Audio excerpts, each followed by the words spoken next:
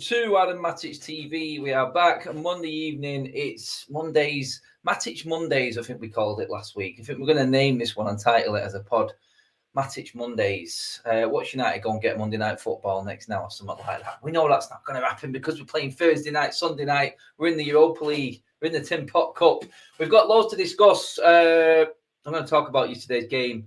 The aftermath, what's actually going on around United at the moment. I did say there in the comment section, get your questions in, get your comments in, because we have got a full house. I'm going to introduce our guests right now, bring them all into play. You know this man. It's a long way to Tipperary, but that's where this man is from. Mr. Keane Frainer. How are you doing, sir? Very good, Adam. Thanks for asking. Apart from football, life is good. Both my teams are doing okay lately, but not great.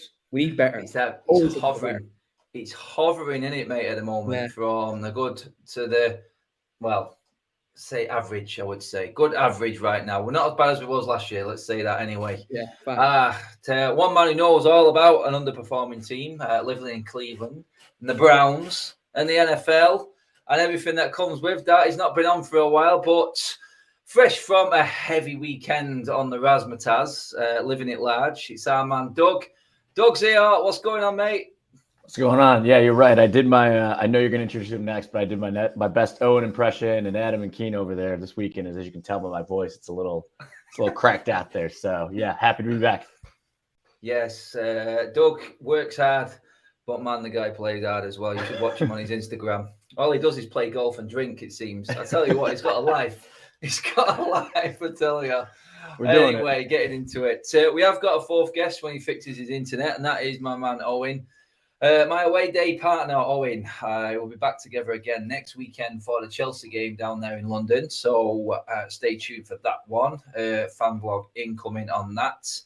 But yeah, Kim will join us in a minute. Might as well get started on everything. Doug, I'm going to come to you first. I don't think we've spoke since the season started, mate. Oh, I'm guessing round about that mark. We're about a dozen games into Ten Hag's tenure now. We're seeing signs, we're seeing good signs, we're seeing some really bad games as well. But overall, first of all, before we get into Newcastle, mate, and the breakdown from what we've seen in that, the season so far, is it as expected?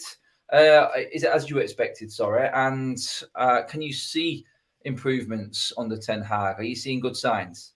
Yeah, I mean, I think the theme of like consistently inconsistent still sort of reigns supreme here, right? Where we have really good signs and flashes of proper Ten Hag ball, or at least playing a lot better. And then we have moments where we sort of revert back to the last 2-3 years where we don't look like we have a clue what we're doing. There's no possession. There seemingly is no tactics. I think that sort of is somewhat gone away, but still not to the extent that we'd like. But, sometimes we, again, just don't look like we have a plan out there. And I know we'll dive into it a little bit deeper, but how much of this is now rooted in, again, the fact that we aren't cleaning house of a lot of dead wood and people that shouldn't be around? How much of it is people aren't able to play in the style that Ten Hag wants to do? Who knows? A lot to discuss, but I think overall, the positive sign is that, again, we're sort of, I think he's the most positive piece in the sense that I think from a mindset perspective, he's not allowing people to do the things they used to in the past, right? Like we saw with Ollie and like we saw with Ragnick, especially with Ollie, where he would just keep playing people even if they were out of form. I think the fact that Ten Hag's willing to come in and, as we saw with Malacia, you start to play not up to his standards, you're out. Bring Luke Shaw back in, right? Same thing was happening on the wings. And the one change, as you and I were talking, Adam, sort of through text, I'd love to see a world where Bruno takes a little bit of a break, right? So it'll be interesting to see what he does over the next couple of weeks. We've got a hectic schedule coming up here, but I think overall, I like that he's at least bringing a more aggressive mindset to the squad, and I'm hoping that we'll continue to see that through the coming months. Yep, that is it. Hello to everyone dropping in. And obviously, guys, I know this is an early show and there isn't as many people who can make this show, but when the video does go up on YouTube, make sure you get your comments in on everything that we discussed in the show as well. I'm just trying to keep in touch with you guys. As you know, I'm mental busy with the United stand and everything else going on. So yeah, do get your comment in when it goes up on YouTube later after we finish the live show. I've asked for questions as well. We will get into them. That number 10 question from the Wiki Tiki 123 says, I'll get into that shortly. I just want to get Keen's thoughts. I mean, we spoke a couple of weeks ago, mate. Obviously, the derby was a bit of a disaster. We've improved since then. It's been a good reaction since the Derby Day defeat, Keane. We had 3 wins in a row. Obviously, yesterday was disappointing, but we might as well start on it now, getting into yesterday. I seen it as a hard-fought win from the start. That's how I thought it was going to go. It pretty much was that. But again, the big problem was in front of goal more than anything, Keane. That's where we seem to be struggling more at the moment, which is a bit of a surprise considering that's where the brunt of our finances have been spent in terms of player quality. And there is quality there, Keane. What's going on up front there, Keano? I mean, we've got an abundance of talent there. Why are we not sticking it in the back of the net? We're doing everything but scoring at the minute, which is so frustrating. And I look at some of the chances that we have. We're not putting away, Joe, that half chance. Joe, that little marginal bit of space that you get, Joe, where you can put a chance away. We're not putting them away. Whereas, previous seasons we were. I think at the moment we're lacking that striker can do that. Now people say Cristiano can do it, but Cristiano isn't as agile as he used to be. So he can't get the ball out of his feet as quickly as he used to do before. So I think we're lacking that number 9 that can do that. Like if you look at the goals we've scored this season, they've all been on counter. Well, the majority of them have been counter attacks, and teams have been giving us space to be one-on-one with the keeper. Whereas in these games where we don't have as much space, like Ammonia and Newcastle, we're struggling to put chances away, and we don't have that type of forward, who can get that little half space, like Rude used to do, where you get a little half space and slot it home. You wouldn't need that much space to put it away. We're really struggling there. And again, even in the last 2 games as well, if you look, having Fred in the team, I think has contributed massively as well. Because yes, he's not putting chances away, but also if you look at the fact we've only one creative outlet in the team, Fernandes, all of our attacks have been a bit one-dimensional in the last 2 games by just having Bruno in there. When we have Eriksen there, we have 2 different types of creative players to break lines and create different types of chances as well. So I think that can also be a contributing factor, having Eriksen out the side the last 2 games in terms of chance creation and different types of movement within the box. But I do think number 9 is a massive concern all season.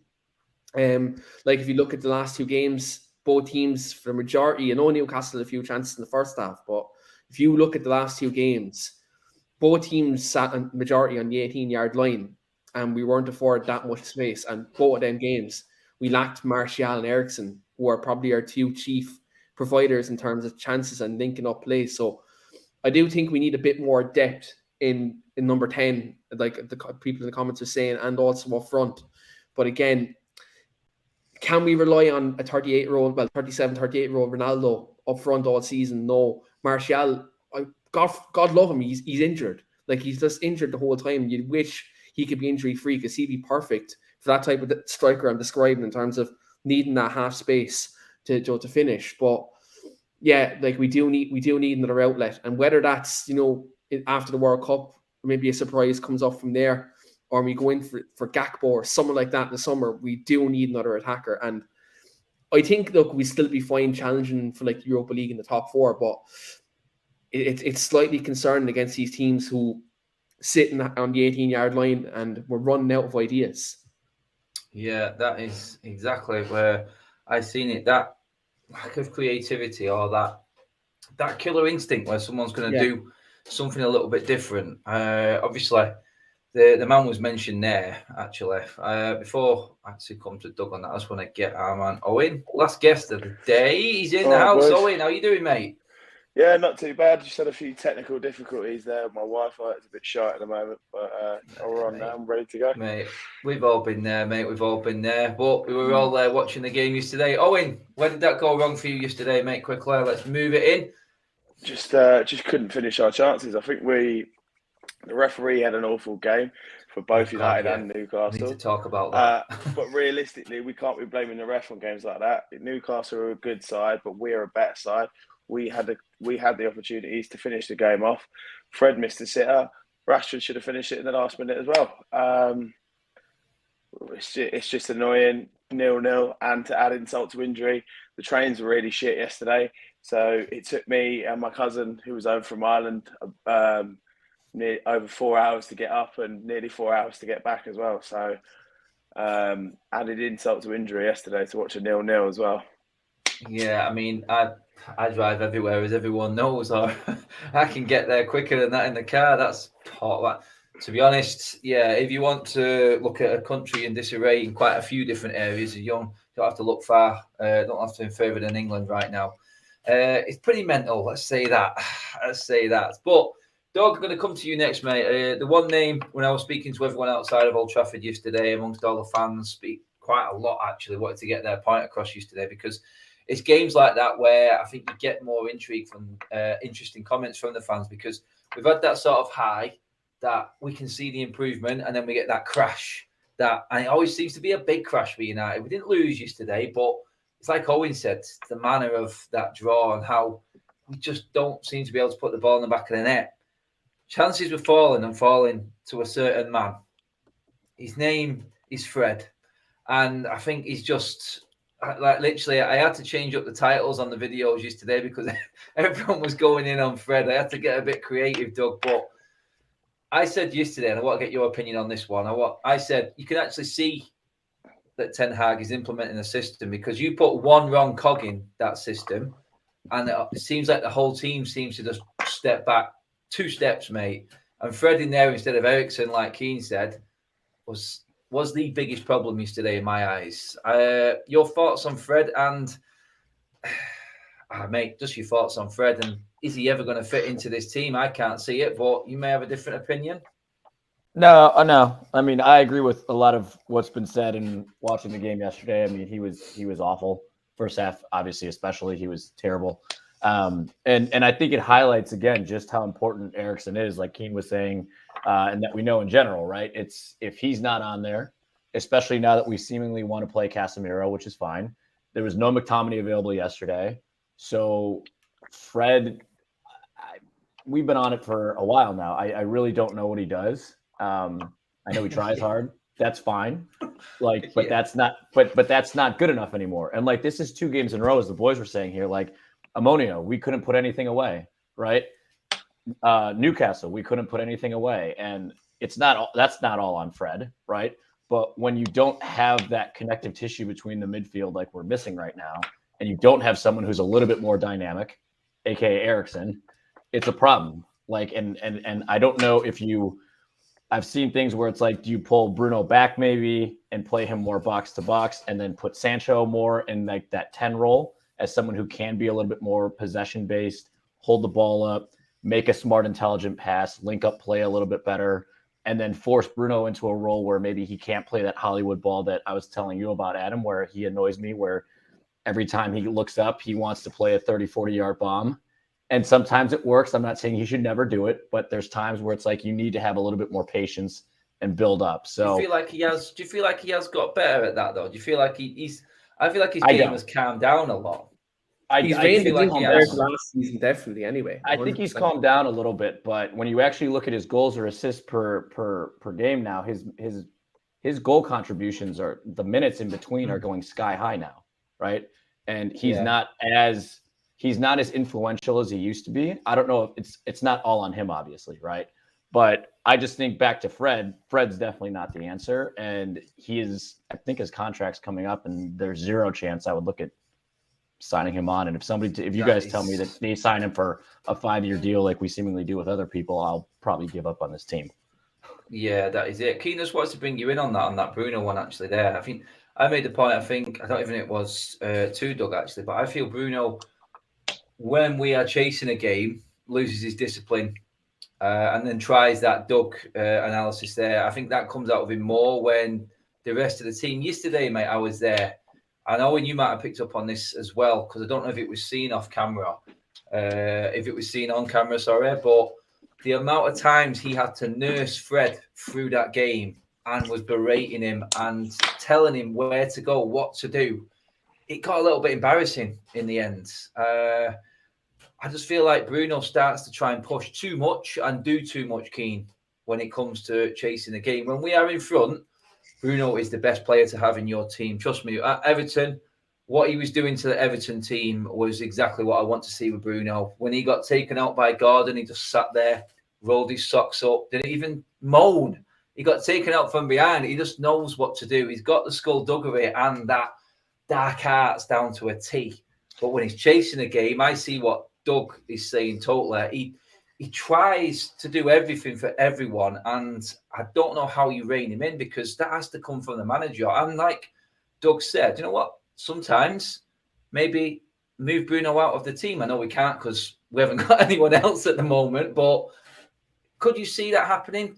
Would you drop Bruno out for a game just to settle him down, or do you feel like he's that important to this team, especially as captain now as well?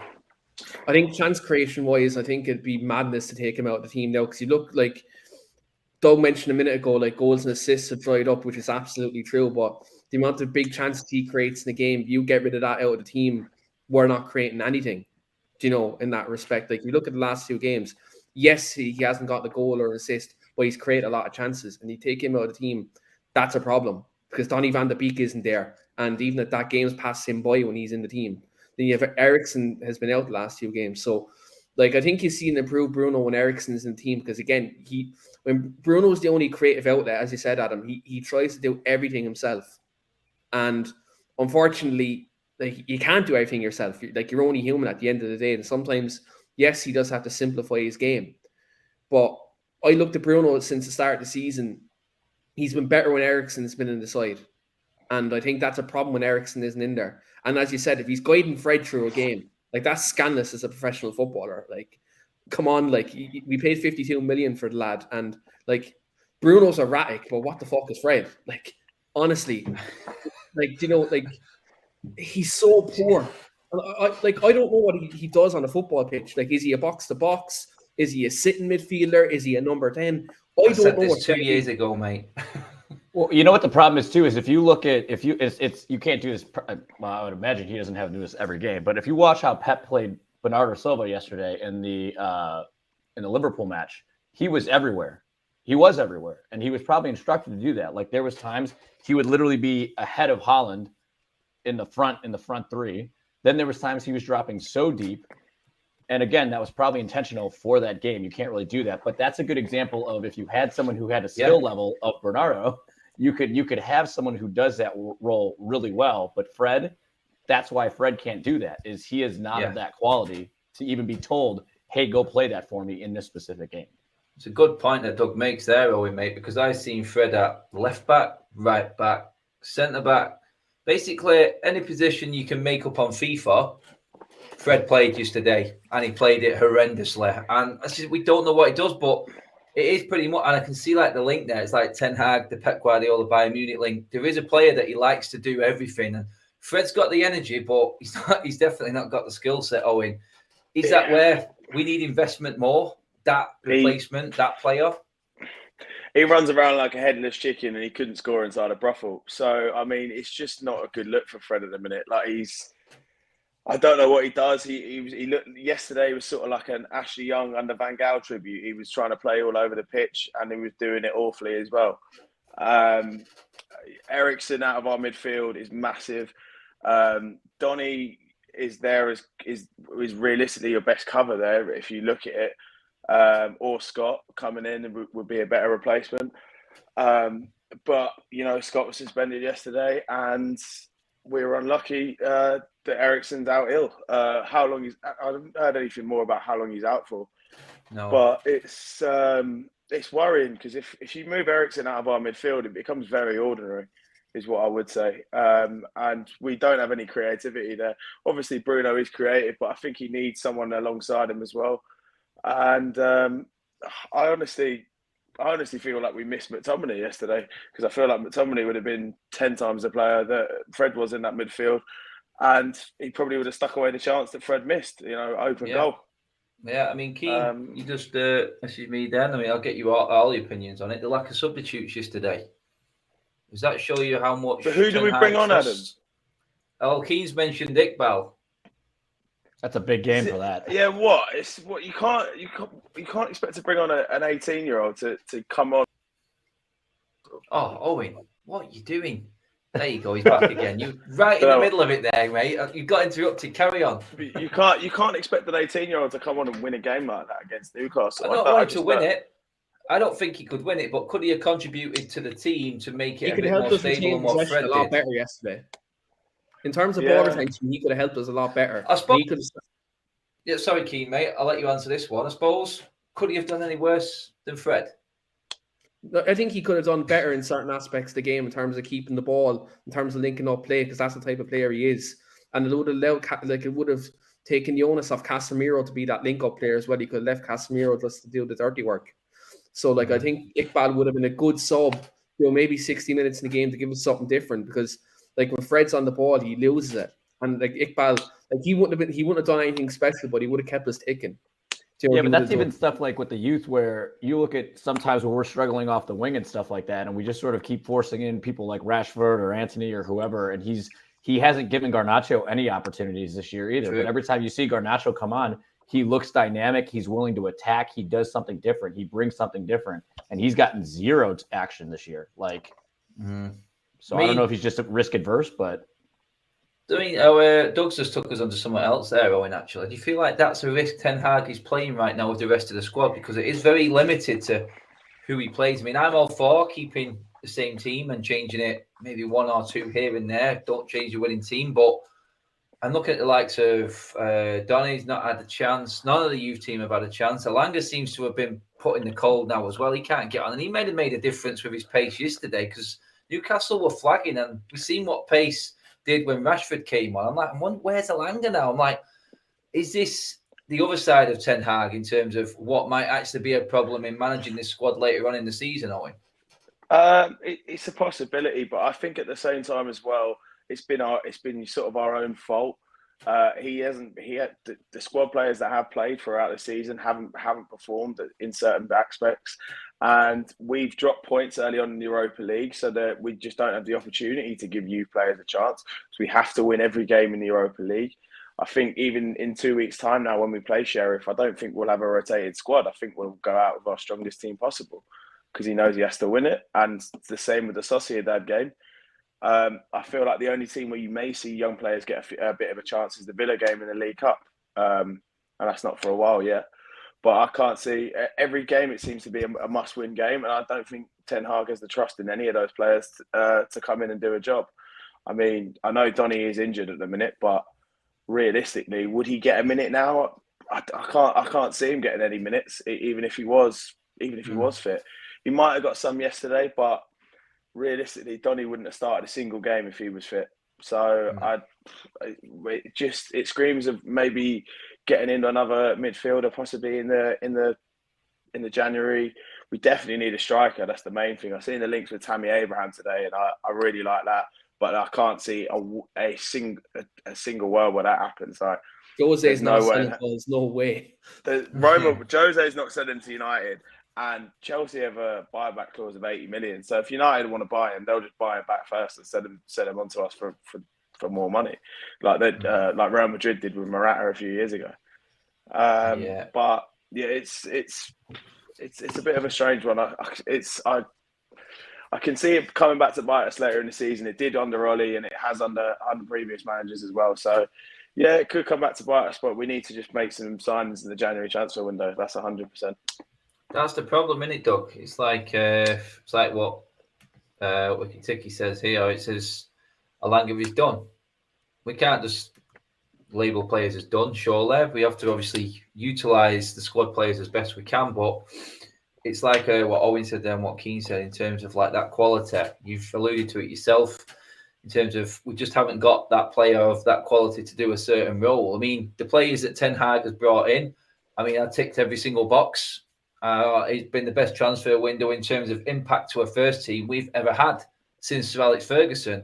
I didn't think we'd be able to change half a team from last season, but Ten Hag has done it and it's improved us. I am fully confident with the defence at the moment. It works as a unit and it is playing really well.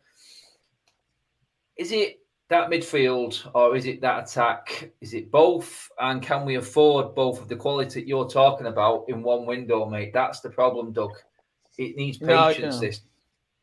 Yeah, you can't really do it in one. And I think that like over the last 2 games specifically, like I realized that I know all of us have been like Donny fans for a minute, and it's unfortunate that he can't break into the team, and he was disappointing at Everton, and even before that he wasn't getting in. But where I think Donny is most effective in some of these games where we're talking about trying to beat a low block and teams that are just setting up on the 18 is his ability to drag people out of position with his movement, right? And so many times right now, like when you watch us play, everyone just looks so static. And unless you're one of the 2 people that are involved on the ball, 2 to 3, no one else is really moving. And so I don't know if like we're just, again, not dynamic enough up front between the mids, especially your 10 being Bruno and then the front 3. But, you know, Rashford is, again, almost sort of kind of getting back to his one-dimensional nature of just looking to run directly at you, cut in, take a shot, right? Alanga started to do the same thing where he was starting to become one-dimensional.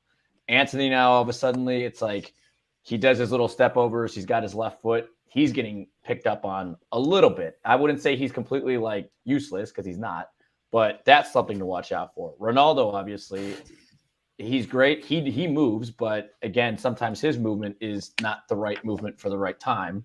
And Martial is injured. So, and then we just have like we were just saying, we have a lack of depth at the Eriksen position, which we don't know if Donny can actually do that role or not. And then let's say, for example, Casemiro gets injured for some odd reason. Now we're once again back to a position where we have no holding 6. So I think he's got a clean house of some people, right? Especially like the looks of Wan-Bissaka, who obviously is in defense, but still you got to move him out to bring somebody new in. There's plenty of people. You would probably make a case for Maguire, even though we really couldn't sell him. And I don't think we would. But you've got to get rid of people, and then over probably 2 to 3 windows, and then bringing up the youth more and giving them a chance, find out who's going to work. Because I really don't, for the life of me, personally, I don't understand why we're not giving Garnacho a shot. Because every time we've seen that kid play, he at least could bring something different. And I'm not saying you put him in like these massive games, but like Owen was saying, if we're going to face Sheriff, and let's just say that Rashford continues to be out of form for whatever reason, or Anthony, why wouldn't you maybe just give him the first 45, see how he does, and if he's not playing great, take him off, put somebody else in that you like for the second half, and you know what's going on. But at least you can see him against a weaker opposition and just see how he looks. I don't know. I just feel like right now our options are so limited that he's stuck trying to force people to break out of form, their bad form, and back into good form. And as we've seen before, like with Ollie, that doesn't necessarily work all the time, which is problematic. Yeah. But imagine we need midfield cover, and we sold Jimmy Garner for £9 million. That was furious. Honestly, you very good point. You saw him when he came in at Everton, even though it was only 20 minutes. Fucking brilliant. Literally, me and Owen were in the stand at Goodison Park there, and when he let rip with that shot, I was just like, please don't go in and make this look even worse on us right now. That would have been just everything. United in a nutshell right there in that Jimmy Garner cameo moment at Goodison Park. But guys, we're just over halfway through now. Do hit the like button. We are trying to grab a new audience at this time, so we're just building from the ground up because obviously I'm just too busy. Can't get back to the Sundays. United are in the Europa League, like I said, shit. But we have to deal with it. Alien Tenno there, even Pereira at Fulham. But don't get me started on the pre-season payroll, mate. That's just one step too far. Andy Perry. No. Andy Perry is gone out of our lives forever. Because we can't call him Andreas Pereira. That is far too sexy of a name for that ordinary footballer. His name is Andy Perry. His name's Andy Perry, and he'll score a few wonderful goals. He'll get 5 or 6 goals this year for Fulham. But his name is Andy Perry, and he's an all right. But don't talk about him like he's good, man. Don't talk about him like Andy he's Perry's Come on, you don't want to buy him back for probably 50, 60 million? Why not? No, 100%. Yeah. Honestly, if we bought him, I guarantee he gets called up to the World Cup squad. Oh God, yeah. I mean, which pub did you make that name up in on the match day, Owen? Andy Perry. I've said that for about 3 or 4 years, mate. I've honestly, he does my nutting. Because Andreas Pereira is far too sexy of a name for as ordinary as a footballer as he is. Yeah, that's it. I mean, that in terms of like players now, I'm looking at the quality of players that we got. And I want to bring up what Doug said there in terms of needing that type of player. I mean, looking at the strikers, first of all, you could see yesterday, Keno, that we desperately need a number 9. We can't rely on glass legs Martial. I really want to, but he's not played a full 90 minutes for us for 2 years. By the way, Harry Maguire, from Doug's point, he's in the middle of a 7-year contract. Thanks, United. Cheers for that. He's not going anywhere. But Keane, centre forwards. Oh, you had to throw that on me. Yeah. 7 fucking years. Yeah, mate, I didn't believe it until I looked into this properly. I was doing a video on United Stand, the structure of United's contracts and how they do it. Harry Maguire under Ole Gunnar Solskjaer got a 6-year deal with the obvious United add-on 1 year that we do with everyone on 190 grand a week. I was just like, what? Where's 7 years come from? Wow, who thought that one up? Unbelievable. We had our asses handed to us with that transfer. We really did. But we're still paying Phil Jones a wage. So, I mean, is anyone surprised at how shit our contract situation is? No, mate, no. We all know. We've got 2 players. I just want to drop this one in quickly. I did a little bit of research again where it was like, we have got £350,000 worth of player that doesn't even get on the bench a week at this football club. 2 of them not even got a changing room spot at Carrington. That is how mental our structure is. And I think it's changing. And it looks like with transfers coming in now, it is changing. But we are dealing with the shit that Ed Woodward and Ole Gunnar Solskjaer especially have left at this football club. And we can't blame Ten Hag for that right now. He's having to handle that as well as bring his players in and get this team playing football. So let's rid Mr. Ten Hag of any blame on that side of things, because that is, and I will always hold Ollie responsible for that one. But when Keane comes back, I just want to get his opinion on which striker. Abraham was mentioned. I don't think that's going to happen. I agree with Owen. What about the likes of Ivan Toney, Keane? Players like that, and Osimhen from Napoli. This type of player, is that the type of centre forward United need? What type of centre forward would you go for, Keane, in terms of how they play? Is it a proper solid number 9 or a fast Andy Cole, instinctive sort of striker? I like to look at Osimhen. He looks like an absolute monster. For Napoli, looks frightening, doesn't it? He's strong. He's quick. Good finisher. He's a bit of a shithouse as well, which we could always do with more shithouses in our team. Very good. I like the look of Ivan Toney as well. He is good as well. But yeah, if I had to pick out anyone, it would be Osimhen. He just has that bit about him. I think he would thrive in this team.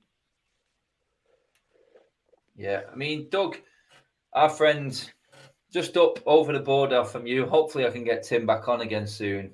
We did a video 2-3 years ago. It was when he was talking about a certain young Canadian centre forward in the name of Jonathan David. Yeah. Now leading goal scorer of all time at Lille and leading the way in League One as top goal scorer, improving every season on his goal tally. Age 22, he's got 2 years left on his contract at the end of this season. Is that where United should cleverly be looking, or do we just do a United thing and go for the biggest name that's out there at the biggest price? Who's your striker, Doug?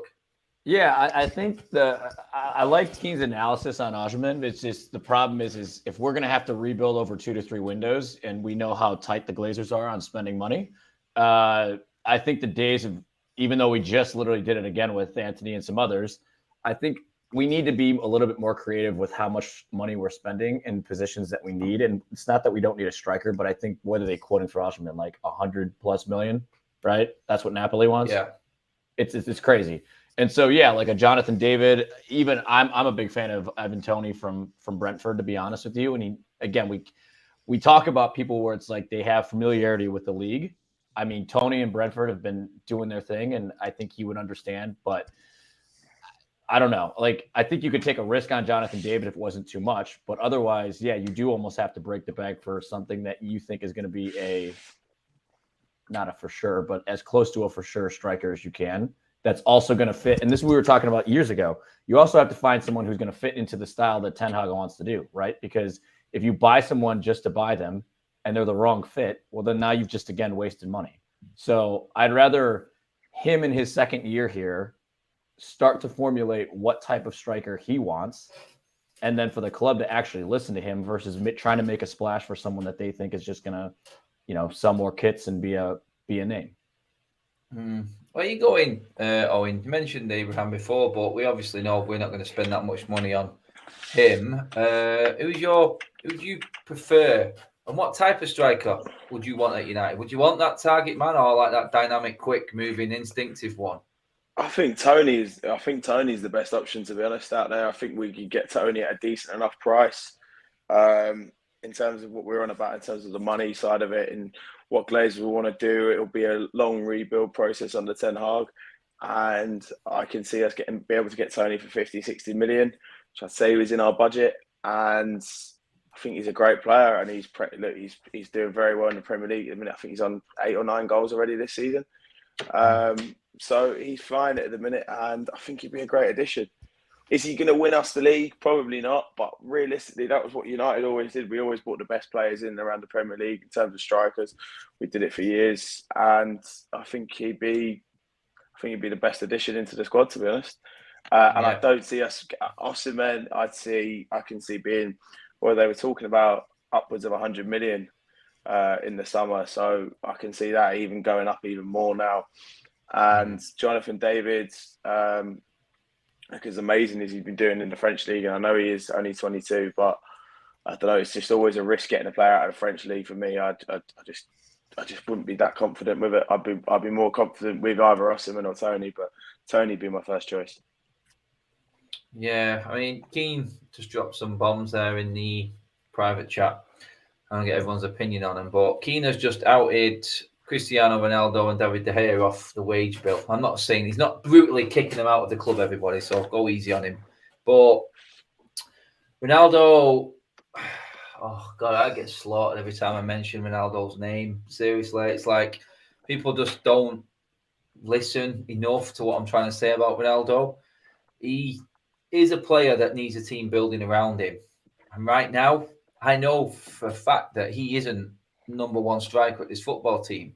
And I think it's not his fault he's been the problem, because he didn't have that pre-season. Him not having a pre-season was his choice. I know a lot was going on. I think he has suffered from not having a pre-season personally. I mean, Keane, Ronaldo, he is going in the summer. I think we can all safely say he's done. He's never going to be at Manchester United into next season. So that is an area where United are going to have to spend the brunt of their money in the summer. If we've got a transfer budget, I can see it all going on one player. So if we are going to do it, do we go all out, or do we try and be clever and bring in like people? So it's like even like players like Shesko, when we was linked with him, that sort of player. Maybe a player from the World Cup, Keane, that just jumps on the scene all of a sudden. It's got to be taken into consideration, because replacing Ronaldo is going to be the biggest thing of everything this summer. We are going to need that focal point, because we just look weak up front. And I mean weak in a physical sort of way. We haven't got any strength, mate. We just look soft, in my opinion, no matter who's in there. We'll have to get someone of elite level to replace him. I don't think you can. I know we're on a rebuild process, but you need someone who's either elite or just about to hit elite level. Like, I think the biggest problem here is if we go out there and we get, like, let's say, remember when Van Persie left, we got Martial in, and he was relatively unknown at the time, and he only had a couple of games in League One. So, like, that would be a big problem if we got, like, a Jonathan David or something and they didn't hit the ground running straight away. So that's why you need, like, not even Tony would have Premier League experience, and he'd probably be a good stopgap, for next season. Osimhen will be a good addition as well. But, like, I think just with Ronaldo, it's going to be so hard to replace him, not just his goal scoring, but his experience, his leadership in the dressing room, his mentality. Like, you need to get them with the right player, but also the right character in. And I think that's, like, there's not many of them out there at this elite level. And you're coming to Man United, there's a whole different pressure. So if we're replacing them, look, if we have to break the bank, absolutely do it. And there's still players in there who I think we can get rid of next summer and get decent prices for. And even, like, as much as I hate to say, maybe if Bruno doesn't live up to it for the whole season, Bruno has enough credit in the bank where we can get decent money for him. Donny van de Beek is the biggest social media player out there. So surely some player some club will buy him based off the couple of highlights of his Ajax career. So, like, you know, there is players there who I think we can still do a sell to buy next summer. But if you're talking about just our base transfer budget next summer, I do think we need to maybe whack all that in a striker next summer, and then potentially then like sell the likes of Van de Beek, maybe, you know, Wan-Bissaka, get rid of them couple of players where we can bring in another midfielder, you know, next summer. But I think next summer, like, we definitely 110% need that kind of world class striker, or just nearly there on a world class level. Yeah, I just want to get into the Spurs game just to finish up. Next 5 minutes, Doug. How are you changing it for the Spurs game? Because we're not going to see Fred. That's a guarantee. Is that the only change? If Martial's fit, does he come in for you from the start?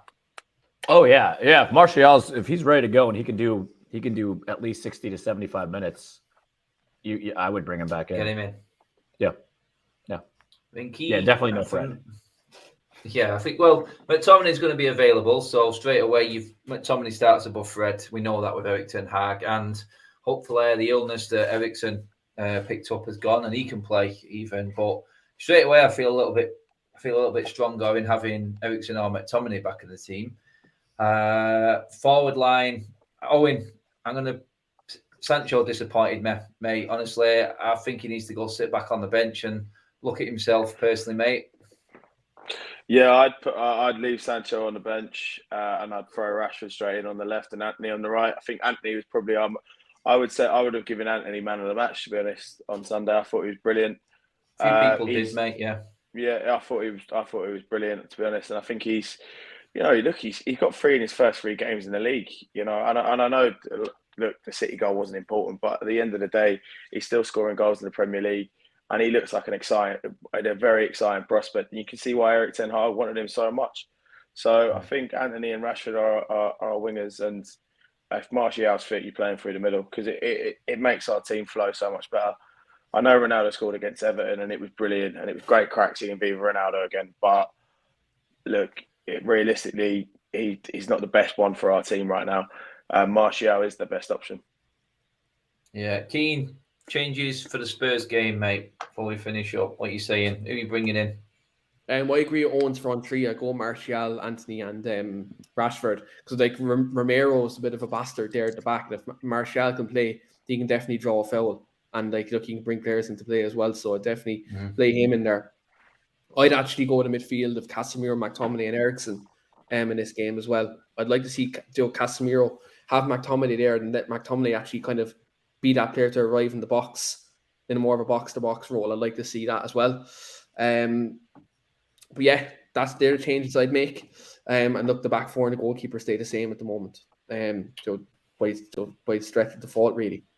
I personally would not drop Bruno. Bruno has to stay in the team just simply because his decision making in the final third hasn't been great recently, but his work rate is just off the scale, and I can't lose that. I just think he's better on the ball than McTominay. McTominay, for me, only now comes into this team if Eriksen or Casemiro isn't fit. That's it for me. Honestly, I would like to have seen Donny van der Beek replace Eriksen to see the other half creative player. Casemiro, obviously, he's just a god in that midfield. He's absolutely brilliant. Just to watch him in the flesh, he's just a different level again. He's just the way he reads the game and his influence on the game and knowing when to move and make a tackle, and he runs the show. It's just a shame that he had Fred next to him and he was tied. His hands were tied behind his back. But I am with the guys in the front 3 as well. If Martial is fit, I've got him in at number 9. I've got Rashford on the left. I've got Anthony on the right. I do believe that is Ten Hag's favourite front 3 as well. And even if Ronaldo is fit, that he isn't going to get in ahead of Martial. We've seen it in pre-season. That's how he went with it. Sancho is disappointed. I think he just needs to go back, Sancho, and just remember why Manchester United brought him. I've not seen the man put a cross in the box, take a man on in the last 4 weeks. I just don't know what's happened to him. He's just insanely disappointing, and there's so much more of a player there. But he seems scared to run at players because he hasn't got that lightning pace like Rashford have. But it isn't everything. I just don't think he's thinking smart enough at the moment. And a lot of fans yesterday picked up on his work rate as well, Doug. And that is a no-go right now in Ten Hag's system. You have to bust a gut. And he was definitely not doing that in a lot of fans' eyes yesterday. I don't know how you've seen it. And where are you at with Sancho right now? No, he's definitely disappointing. I mean, even that game where he fed Malacia that hospital ball, and there's all the replays of him just sort of like walking back while everybody was sprinting to get back. Right. I agree. I don't know if it's a confidence thing. I don't know. But that's where I was saying, like, if in a world where Bruno continues to sort of, I'll just say be average for lack of a better term, or at least be somewhat not him. I think if you need to take him off, 60, 70 minutes and you need someone else and you don't have an Eriksen available, I don't know why he doesn't just try to give Sancho a run there, because I do think that if you watch Sancho on the ball, yes, he's not taking people on like a Rashford would, but he's got those little link up plays. He's got those little 1-2s. He can thread a ball if he needs to. And I'm not suggesting he becomes our new number 10, but I do think that, he can, again, just sort of offer something different if we need it. If not, I'm fine with him trying to find his place back into the squad. Then he has to play his way back in. Or just put him on the right? If Antony's not doing anything, and again, he's just sort of not being productive either, put Sancho in on the right, which is originally why we bought him anyways, and then we just played him out of position. So, Yeah, that is it. That has been the big one with Sancho. We bought him for the right-hand side, and we changed managers. What can we do? It's unfortunate for players sometimes when a new manager comes in. But score predictions, Owen, what are you going for against Spurs, mate? Are you going, by the way? Possibility. Might have to drive up and drive back. So on the drive, which is rough. It's especially if I have to watch what I watched on Sunday again, it's especially rough being on the dry. But I do think we're going to bounce back. I think it's going to be a bit of a tighter one. So I will go for I'm going to go for a 1-0 United. Just a proper.